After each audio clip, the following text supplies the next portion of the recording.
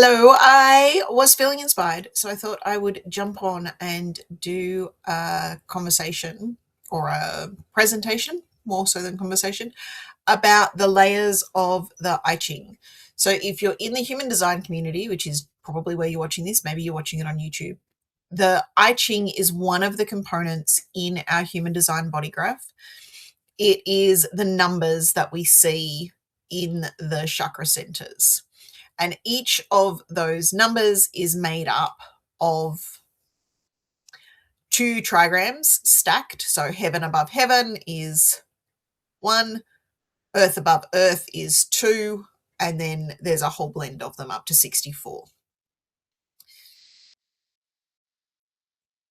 What makes them up and why are they named the way they are named is what we're going to explore today. And so I've got the image shared, which I trust you can see, which is a ChatGPT created image, and it hasn't done too badly on it. Let me just see if I can open that tab so that I can clearly see the image. There we go. That's better. So heaven and earth are the primary. In the beginning, let's step back a fraction. In the beginning was the word. In the beginning, there were two contrasts. So broken and unbroken, yin and yang. And I can never remember which way round they go with the broken and unbroken. And it's not coming to me right now. And the names become irrelevant. What we're looking for is the energy. And so there are broken and unbroken. And then there is completely broken, so two broken lines. So you take that first, like you've got the broken and the unbroken, and then to split that again, you get 4. So you get 2 unbroken lines, 1 broken on top, 1 unbroken on top, and 1 broken, and then the 2 unbroken. And then if we split that again, we get the 8 trigrams. So in each, we're just adding a broken or an unbroken line to the original. So we start with 2, then we get 4, and then we get 8. And the 8 is what you see in front of you on the screen right now. Heaven, earth, lake, fire, wind, mountain, water, thunder. And these contrasting energies, the broken, the unbroken, the masculine, the feminine, the yin, the yang, the heaven, the earth, however we want to label that, we're getting the contrasts. So how do we go about naming these? Why is lake at the very, very top? Why is fire in the middle of the sky? And that's what I'm going to talk through today. And why are the broken and unbroken associated the way that they are associated? So if we look to the heavens, it is completely unbroken. So if you've got a clear sky, there is nothing breaking the sky. The airplanes, which is not what they were basing it on, but you could just travel through the sky and there was nothing there breaking it from a heaven space. Whereas if we look at Earth, there's lots of things breaking the space. There's rivers, there's mountains, there's water, there's paths, there's trees, there's lots of obstacles. So the path that is drawn on the earth is broken or is winding to navigate the breaks in the earth. I was also thinking earlier, and this steps aside from the Chinese philosophy, but the nature of heaven and earth, we tend to look at heaven as unbroken and earth as broken. And so can we live with heaven on earth? Earth is a space that is broken. And so if that helps you remember, the earth is the 3 separated lines, the broken lines. And then heaven is the fully integrated, smooth, unbroken lines. So why then do we get thunder under our feet and lake up in the sky? So when we think about the nature of the world when this system was being created and the framework of reference that they had, while we associate thunder with storm clouds, what they would have associated thunder with was the rumble under their feet. So when there's a huge clap of thunder, there is a sound, and we tend to, or at least I tend to, direct that up to the clouds because I'm aware that it's the clouds crashing together in the sky. And when we go back, there's that rumble under our feet that most of us just dismiss because we're aware that it's coming from the sky. But if we go back before they knew that, when the thunder claps, we feel it under our feet. And so thunder becomes the shock under our feet, and it's a changed state. So the earth is normally broken, but the thunder isn't perturbed. I think that's the word I'm looking for. The thunder isn't halting. It just rumbles under everything. There is nothing that breaks its flow. It rumbles through the ground, irrespective of the landscape, irrespective of what's happening above the earth, because it's happening underneath the earth.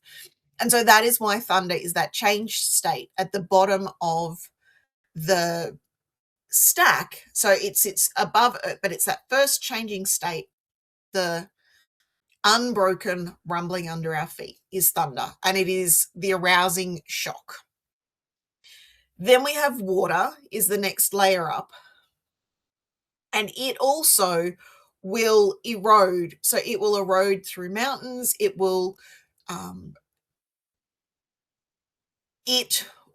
find its way back no matter what. So it is somewhat more directed. It will rotate its way around trees, but eventually, if there is enough water, it will just, if there's a flood, a dam breaks and the water, it's not being stopped by anything in its way. It will just make its way in the direction that it wants. And so again, we've got that unbroken travel of the water through the earth. And so that's our broken, unbroken, broken.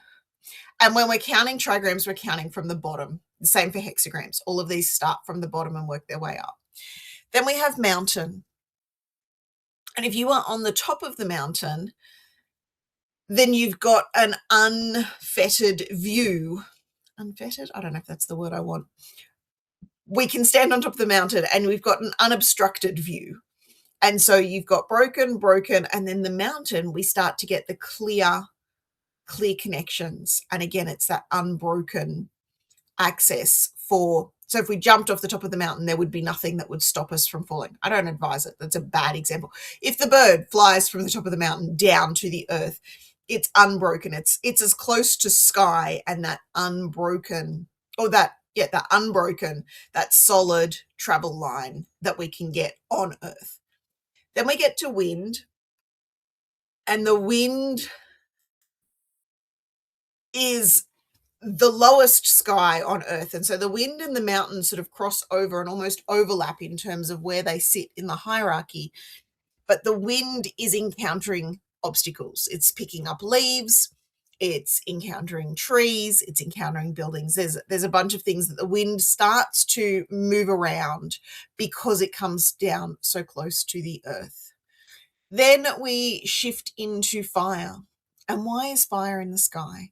So fire is in the sky because it is represented by the clouds and the smoke. So before we knew what clouds were, we could associate smoke with fire, and the clouds in the sky look like smoke. And so that's why that layer is called fire. It's the smoke, it's the clouds, and it's the changing state. So if we think about, we're going on our airplane journey, if we encounter clouds, it changes. There's a break in the dimensions. There's a break in the intensity of the air, the atmosphere, that's the word. So there's a shift in the atmosphere, there's a change. So again, we've got a changing line. So normally it is unbroken, now it is that changing line moving into the broken. And then we have lake. And lake is the top level because it is what reflects the stars. So the stars and the moon and the joyous open abundance of the heavens beyond our atmosphere and what we see in the night sky is captured by the lake because it's reflecting back up the moon and the stars. And you can see in the imagery there, you've got the moon sitting on the lake reflecting into the ripples of the pond. So that's why they are layered and numbered, sequenced, placed in a sequence of the order that they are. So we've got earth, the broken, the changing. Then we've got thunder, and the thunder is stable under our feet or consistent under our feet. It is moving and reshaping, but it is consistent under our feet. The water also moving, but if it is in enough, it is consistent in its direction, and it is always moving downwards. It follows gravity. So if you tip water out anywhere, it will move in a consistent direction, finding the fastest path to the lowest point that it can sit back to ocean, navigating through what it needs to navigate through. Then we have mountain, the stability, the solid. We're not moving mountains quickly. Then we have wind, the first layer of disparity, dispersion, the first layer of shifting in the sky. And then we have fire, the clouds. And then we have lake, the stars. And then we have heaven, fully unbroken and open. So that's the journey. Hope that was helpful.